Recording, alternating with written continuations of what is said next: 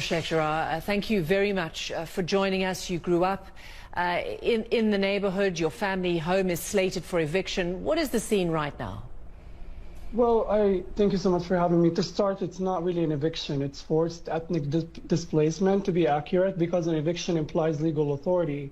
While the Israeli occupation has no legitimate jurisdiction over the eastern parts of occupied Jerusalem under international law, it also implies the presence of a landlord, and certainly these Israeli settlers have not built our homes. They're not our landlords. They don't own our land.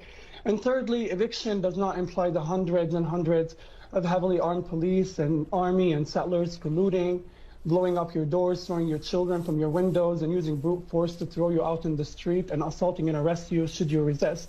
It doesn't imply the grenades. It doesn't imply the rubber-coated bullets.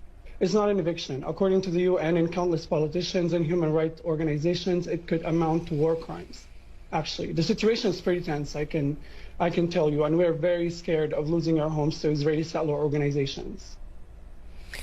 These settlers and courts would argue that their claims to the land predates you and your family. Have you been allowed to prove otherwise? No. The Israeli occupation courts take their documents without verification, without authentication or challenge, whereas our documents will not be looked at. They will not be taken into consideration. Besides, just because something is technically legal does not mean it's ethical or moral or historically just or accurate or correct. We've seen many systems exploit the law and exploit the judiciary to uphold supremacist and racist lives.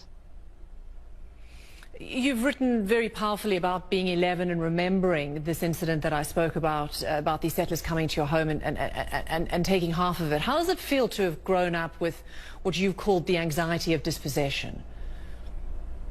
It feels familiar because this is what every Palestinian feels like under the crushing fangs of Israeli colonialism in Palestine. My grandmother was thrown out of her home in 1948 in Haifa, and she was thrown out again in 1967 and again in 2009 when Israeli settler organizations colluding with the Israeli state took over half of our home. And this is my second time being dispossessed from my family should they go ahead and do it to me.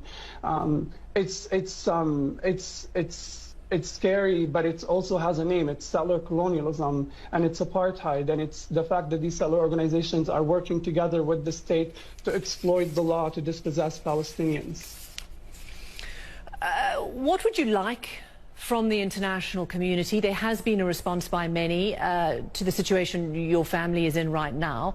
What would you like to hear, especially from the new Biden administration? Well, you know, I think the myths of self-defense and both sides are growing more and more penetrable. People are being able to see through these myths and call an occupation for what it is and call an aggressor for what it is. And this is what we're going under, where we're facing in Sheikh Jarrah, in Jerusalem, in the Gaza Strip, in Lid, is colonial violence. And it's only allowed because both the state and the settlers know they have impunity.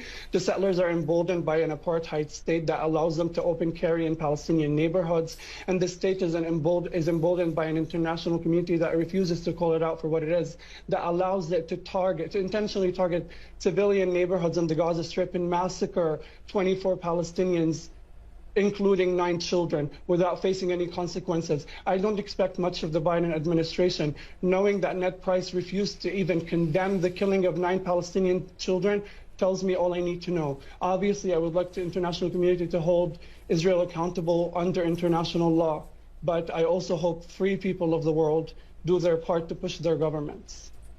Do you support the protests, the violent protests that have erupted in solidarity with you and other families in your position right now? Do you support the violent dispossession of me and my family? I'm just asking if you support the protests that are taking place in support of your family. I support popular protests taking place against ethnic cleansing, yes. Thank you very much for joining us. I really appreciate you taking the time to speak to us. محمد الكرد, thank you very much. Thank you.